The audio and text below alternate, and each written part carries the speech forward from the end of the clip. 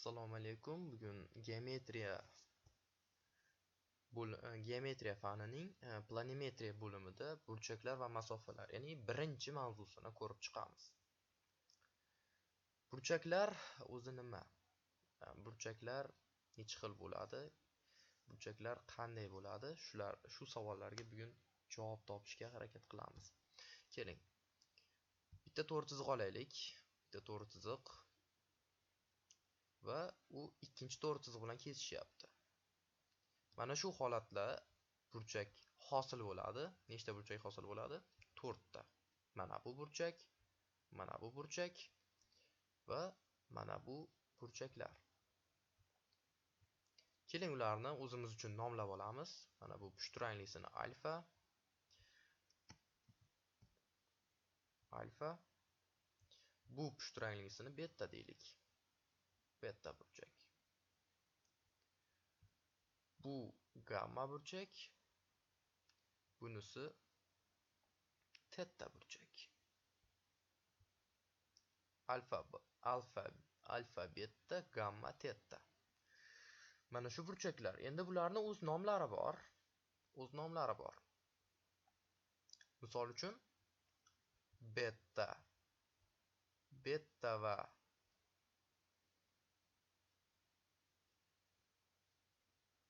gamma qo'shni burchaklar. Beta va gamma qo'shni burchaklar.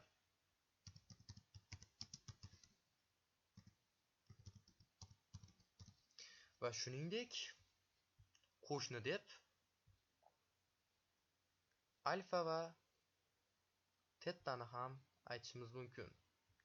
Bular qo'shni burchaklar. Chunki yonma-yon ko'rib turibsiz. Endi hayotiy ham tasavvur qilsak, yonma-yon qo'shningiz qo'shni burchaklar bo'ladi.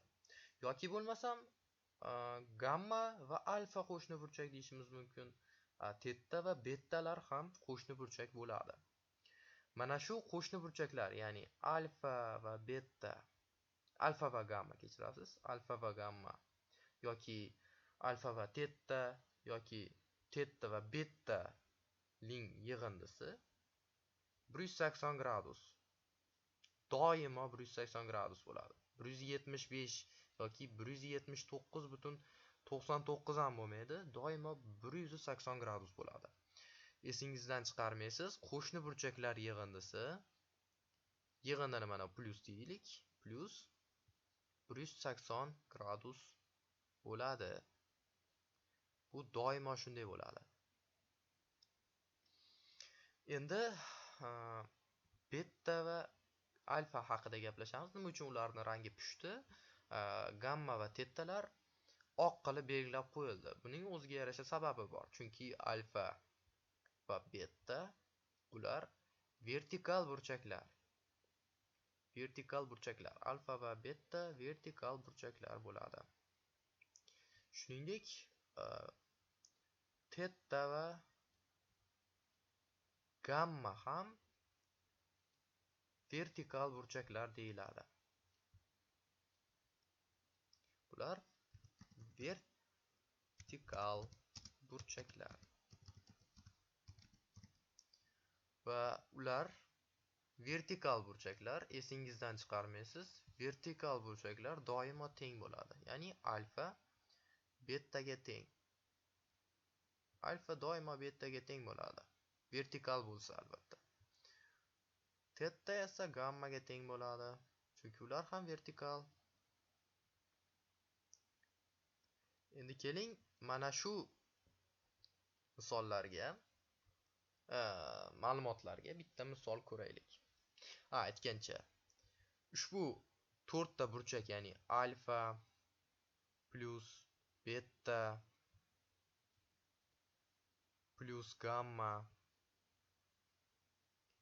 va plus tetalarning yig'indisi 360 gradus bo'ladi. 370 emas, 359 emas. Doimo 360 gradus bo'ladi. Ya'ni aylanaga teng. Yana hammasini qo'shsak, mana ko'rib turibsiz, hammasini birlashtiradigan bo'lsak, bitta aylana hosil bo'lishi kerak. aylana esa doimo 360 gradusda bo'ladi. Misol ko'ramiz yuqoridagi ma'lumotlardan foydalangan holatda. Demak, misolni yozaman.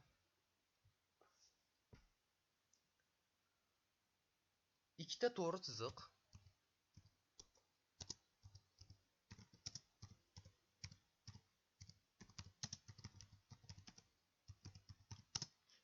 chiziqning kesishidan hosil bo'lgan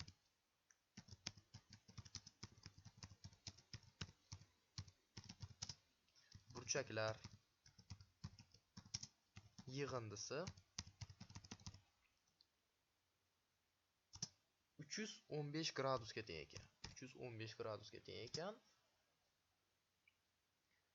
Shu burchaklarning eng kichigini so'rayapti. Shu burchaklarning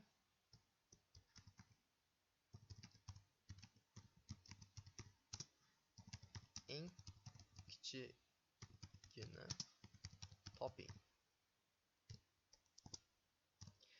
Nima qilamiz?